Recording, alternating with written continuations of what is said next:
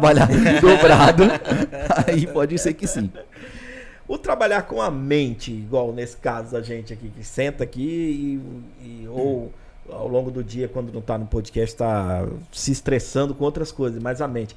Isso reflete no físico também? Reflete bastante. Você libera alguns hormônios, entre ele o cortisol, que é o hormônio do estresse. Você já teve a sensação assim, quando você... Imagina que você está trabalhando de manhã, você está muito preocupado com o negócio, aí deu fome. Aí você vê aquela fome, o estômago tá batendo nas costas, aí de repente essa fome passa. Passou. E você volta a render. O que acontece? Você libera alguns hormônios, entre eles o cortisol, que é o hormônio do estresse. O que o cortisol faz? Ele começa a mobilizar substrato energético. Então ele vai lá no seu tecido adiposo, mobiliza um pouco de gordura e etc. E você continua a exercer a sua tarefa. E que bom, né? Continua a viver. Você continua a exercer a sua tarefa porque agora você tem energia, porque o cortisol começou a atuar. Só que o cortisol, ele muda o padrão de deposição de gordura no seu corpo. Como assim muda o padrão de deposição de gordura no seu corpo? Ele vai começar a acumular, por exemplo, gordura mais visceral. Você vai ter, com o tempo, acumular mais gordura visceral. E gordura visceral a gente sabe que é um problema para você, para sua saúde, né? Você começa a liberar várias proteínas que são pró-inflamatórias e com o tempo isso vai gerar vários danos para sua saúde. Então, cara, não é uma boa. O estresse ele acaba comprometendo bastante a sua saúde e qualidade de vida. E quando as pessoas te procuram, Elaine, nessa situação? Emagreci, não consigo emagrecer mais, agora eu quero o auxílio da profissional. A gente chega lá e auxilia, né? Fazer o quê? Bora, vamos lá.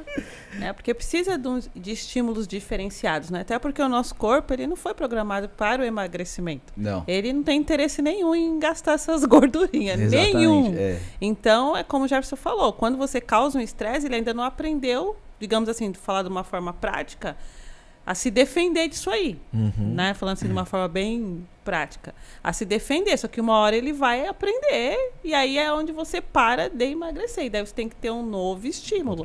Uma nova estratégia dietética, ou até mesmo começar a atividade física, aquela que você não estava fazendo. Estava enrolando. E você pagou a academia e não foi. E não foi, né? Porque assim, às vezes as pessoas confundem as coisas. Elas confundem a estratégia dietética que você pode estar utilizando com milagre. Então, às vezes, vamos supor, eu quero jejum intermitente. Não é o jejum que é o responsável pelo emagrecimento. Ele até vai te emagrecer. Por quê? Inconscientemente, você fez um déficit calórico, porque o período que tu ficou sem comer... Já passou. Mas não estou dizendo que o jejum é ruim. Tem pessoas que se adaptam bem. Então depende muito da pessoa. Mas de repente você precisa fazer uma dieta hipolipídica, que é pouca gordura. Sim. Aí vai ter um período que você não estava comendo carboidrato. Você fala assim, não, agora a gente vai pôr. Fala, não, mas como assim eu vou comer agora? Porque você vai comer agora para estimular de forma diferente. Então o profissional capacitado, ele está ali para te auxiliar nesses momentos, para você sair do platô e para você ir progredindo junto contigo, para que você progrida, para que você preserve sua musculatura, também porque você perder músculo também diminui o metabolismo, quanto menos massa você tem. Então, tudo isso ajuda você a ficar ali no platô e não avançar para frente. Exatamente. Né? Essa questão do jejum intermitente foi sua tese e é uma questão bem polêmica, né? Eu acho, principalmente para vocês, né? Nossa, nem me fala. Demais. E eu acho que isso se deve o quê? À internet? Muita gente que de repente... fez ou adapta e divulga isso somente no YouTube, aí outras pessoas vão querer fazer. A gente quer... Primeiro assim, para quem tá vindo a gente não conhece, o que é o jejum intermitente? Tá. O jejum intermitente, tem vários tipos de jejum intermitente, mas basicamente você vai ficar longos períodos sem comer e aí depois você vai se alimentar. E tem vários protocolos, vários jeitos de você fazer isso e várias motivações. Então, por exemplo, você tem jejum de 24 horas. A pessoa vai ficar, obviamente, 24 horas sem se alimentar. Ela vai escolher, por exemplo, 2 dias da semana e vai ficar 24 horas sem comer. Então, vamos supor que toda terça e quinta-feira você vai ficar sem comer. O resto da semana você come. Você tem um jejum de dias alternados. Você vai ficar um dia comendo, um dia sem comer. Um dia comendo, um dia sem comer. Tem o jejum, que foi o que particularmente eu trabalhei no meu doutorado, que é o Time Restricted Feeding. O que é isso? É limitado por tempo. Então, por exemplo, aquela pessoa que ela só vai almoçar. Então, ela só vai almoçar, ela vai comer, por exemplo, no meio-dia até às 6 da tarde. Depois ela não come mais nada. Então, é limitado por tempo. Então, tem vários tipos. Normalmente, as pessoas elas buscam jejum intermitente com motivação acreditando, iludidos, de que é mais saudável, de que eles vão conseguir o emagrecimento, mas também tem jejum intermitente com motivação religiosa. Então, por exemplo, Ramadã, mês do Ramadã, o pessoal fica lá assim com a motivação totalmente religiosa, né? Então tem vários motivos que as pessoas fazem jejum intermitente, mas é isso, você fica um tempo sem comer e se alimenta, tempo sem comer e se alimenta. Tá? Então seria isso. A maior parte das pessoas que fazem o jejum intermitente é pensando no emagrecimento. E tem alguns estudos que eles mostram que o jejum intermitente ele não é mais eficiente do que a restrição calórica, que é o que normalmente a gente trabalha no consultório. Mas quando a pessoa faz o jejum intermitente, Tá. ele vai, por exemplo, digamos se ele come ao meio-dia às 6 da tarde. Ao meio-dia, igual vocês... tem essa questão, acredito eu, do resultado, o que a pessoa quer, né? Mas ele vai poder comer lá um pratão com arroz e feijão ou não? Ou mesmo assim com déficit calórico? Então, esse cara ele não vai conseguir comer tanto porque o tempo que você tem é menor, né? Você fala, putz, mas eu vou fazer um prato enorme de arroz e feijão e vou mandar bala. Só que quando você começa a comer, você libera hormônios de saciedade. Então você não vai conseguir comer, compensar aquele tempo que você ficou sem comer. Então, de qualquer forma, sempre vai ter uma restrição calórica. A menos que você utilize de estratégias, por exemplo, de utilizar suplemento hipercalórico, que você tem muita caloria num volume pequeno de alimento.